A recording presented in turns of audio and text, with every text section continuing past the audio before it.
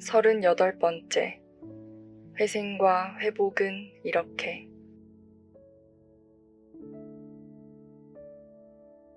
예레미야 18장 1절에서 6절 말씀입니다. 여호와께로부터 예레미야에게 임한 말씀이라 이르시되,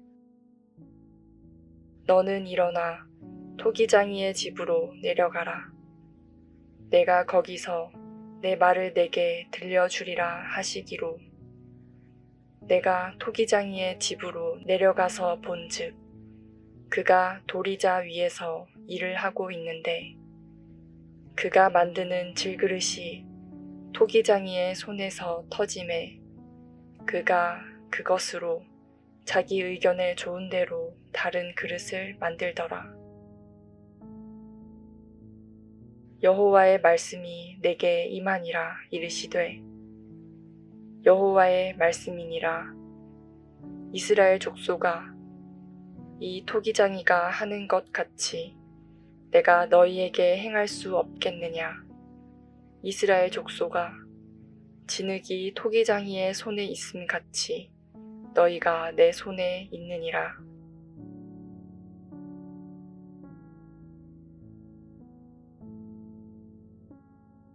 남유다 왕국 말기, 예레미야 선지자가 활동하던 시기는 유다가 우상 숭배와 도덕적 타락에 빠져 하나님의 심판을 받게 될 위기 가운데 있었습니다.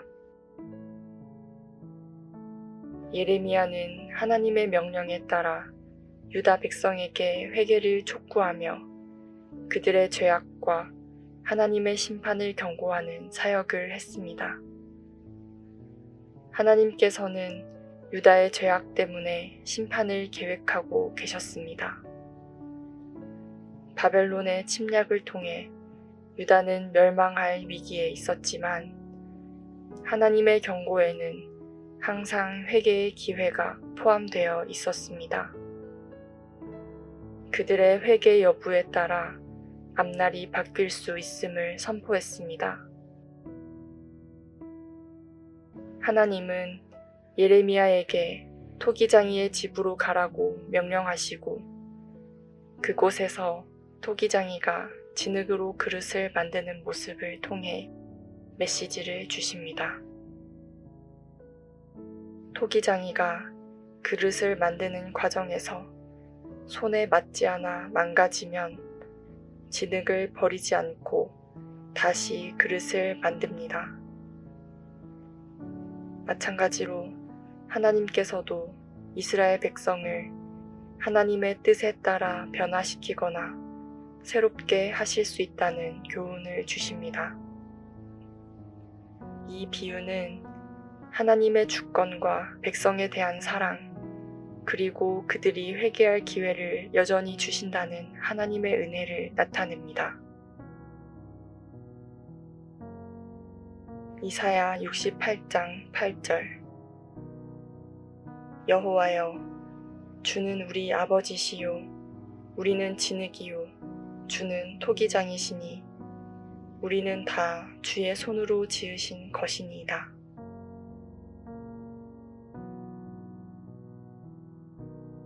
예레미야는 예루살렘이 함락되는 비운의 날이 오기까지 20여 년이 넘도록 외치고 또 외쳤던 사람입니다. 아무도 자신의 말을 듣지 않는 가운데 온갖 수모와 고통을 당했습니다. 그런 그에게 하나님은 토기장이의 집으로 가라고 말씀하십니다. 그는 그곳에서 망가진 진흙들이 토기장이의 손에서 토기장이가 원하는 새 모습으로 만들어지는 것을 보게 되었습니다.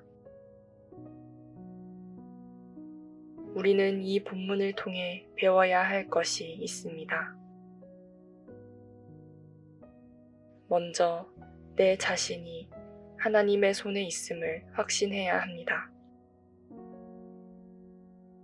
이사야 43장 1절. 내가 너를 지명하여 불렀으니 너는 내 것이라.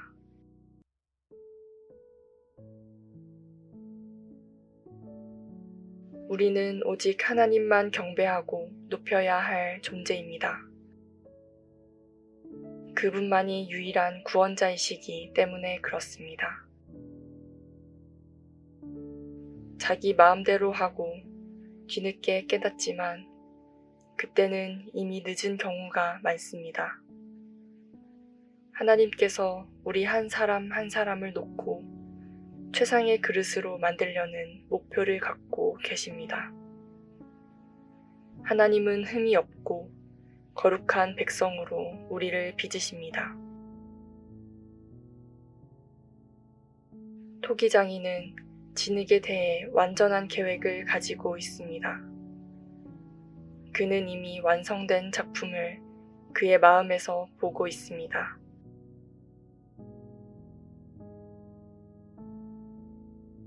마찬가지로 하나님은 우리의 삶에 대한 완전한 계획을 가지고 계십니다.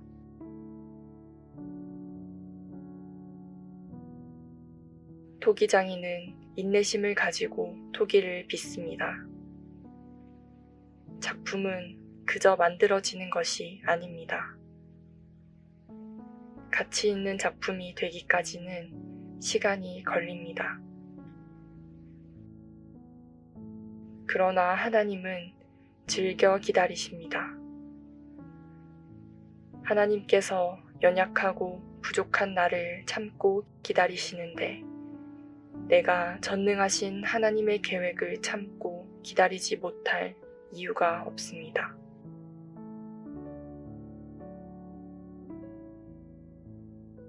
그런데 명심해야 하는 사실은 예수를 닮기까지 빚고 다듬는 이 성화의 작업은 하나님 혼자 하는 일이 아닙니다.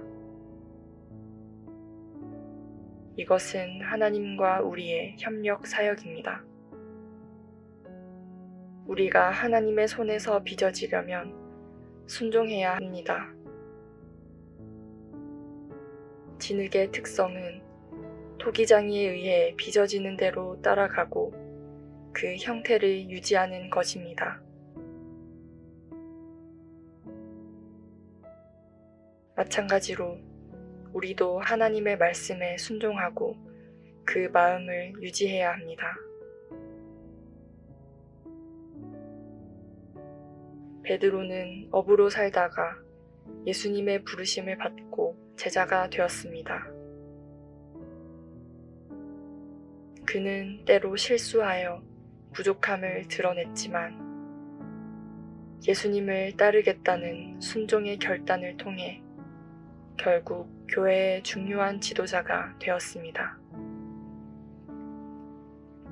누가복음 5장 5절 시몬이 대답하여 이르되 선생님 우리들이 밤이 새도록 수고하였으되 잡은 것이 없지만 말씀에 의지하여 내가 그물을 내리리이다 하고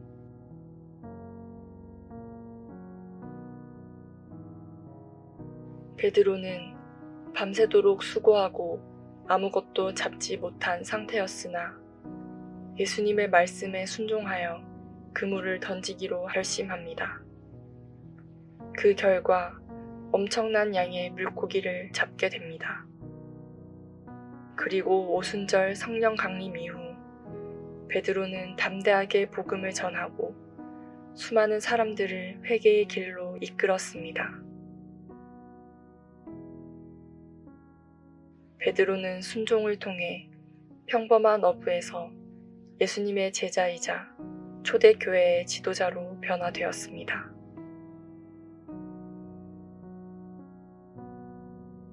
주님께서는 우리를 포기하지 않으십니다. 예레미야는 처음 그릇을 빚던 진흙이 뭉개진다고 토기장이가 다른 진흙을 사용하지 않는 것을 보았습니다. 여기에는 말할 수 없는 하나님의 자비와 긍휼이 담겨 있습니다. 하나님은 우리가 깨어져도 포기하지 않으십니다. 그러므로 우리는 나 자신을 바라보는 시각이나 주변에 일어나는 모든 일들을 바라보는 나의 눈을 바꾸어야 합니다. 하나님은 여전히 나에게 기대를 가지고 작업하고 계시기 때문입니다. 또 주변에 일어나는 여러 가지 일들을 놓고 불평해서는 안 됩니다. 최선을 다해 주님 뜻대로 살고자 하는데도 나의 일이 막히고 고통이 내 삶에 다가올 때가 있습니다. 그러나 이 폭풍이 지나갔을 때 이런 고통이 아름다운 그릇으로 빚어가는 과정에 꼭 필요했음을 알게 됩니다. 나에게 잘못이 없을지라도 주님이 계획하신 뜻을 위하여 나를 시련 가운데 놓아둘 수 있는 것입니다. 나를 새롭게 변화시키기 위한 하나님의 작업은 정확하십니다. 골로새서 3장 10절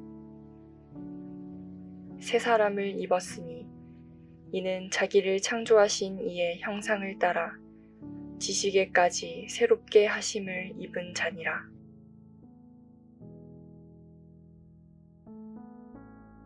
그러므로 나의 생각을 하나님을 향해 바꾸면 모든 것을 감사할 수 있습니다.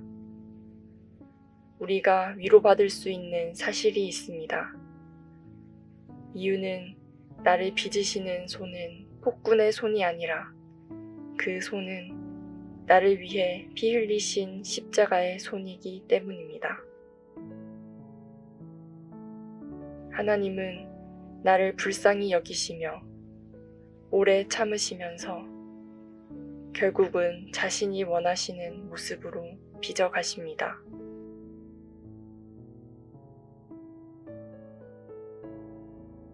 윌리엄 카우퍼는 1731년 영국 버크셔에서 태어났으며 어린 시절부터 가정의 비극과 고통을 경험했습니다. 어머니가 그가 6살 때 사망한 후 그는 오랫동안 감정적인 고통을 겪었고 결국 정신건강 문제와 우울증에 시달렸습니다. 카우퍼는 청소년기에 법률을 공부했습니다. 심한 불안으로 인해 법조계에서 성공하지 못했고 이후 몇 차례 자살 시도를 할 정도로 심리적으로 불안한 상태에 있었습니다. 그는 신경쇠약으로 입원했을 정도로 심각한 정신적 고통을 겪었지만 그때 기독교 신앙을 통해 평안을 찾게 되었습니다. 찬송가 258장 샘물과 같은 보혈은 1772년에 작사한 곡입니다. 이 찬송가는 예수 그리스도의 속죄와 그분의 피로 인해 죄 사함을 받을 수 있다는 기독교 신앙의 핵심적인 메시지를 담고 있습니다. 특히 죄로 인해 고통받고 좌절한 영혼들에게 그리스도의 보혈이 자신을 정결하게 하고 구원할 수 있다는 위로의 메시지를 전하고 있습니다. 카우퍼 자신도 자신의 죄와 고통 속에서 그리스도의 희생을 통해 구원의 확신을 얻었기 때문에 이 가사는 단순한 찬송가 이상으로 개인적 고백으로 쓰여졌습니다. 이 본문은 유다 왕국이 도덕적, 영적으로 타락한 상태 가운데서도 회복의 가능성과 하나님의 주권을 보여주고 있습니다. 그리고 회개할 기회를 제공하시는 하나님의 사랑을 강조합니다. 하나님의 심판을 경고하면서도 그분의 자비를 기억하게 하는 중요한 메시지를 담고 있습니다. 말씀을 맺겠습니다. 자신을 바라보는 나의 눈이 새로운 관점으로 바뀌어지기를 원합니다. 나의 모습, 나의 처지가 불만스럽더라도 하나님께서 나에 대한 기대로 오늘도 빚고 계심을 기억하시기 바랍니다. 예수님을 닮은 사람으로 그리고 영원히 하나님과 살 거룩한 존재로 만들기 위해 받아야 하는 고생은 기쁨으로 감당할 수 있어야 합니다. 이 과정을 통해 하나님의 눈에 최선의 사람이 될 수 있기 때문입니다. 나에게 이런 은혜가 샘솟듯이 늘 넘쳐나기 바랍니다. 말씀과 함께 새로운 하루의 활력을 맞이하시길 바랍니다.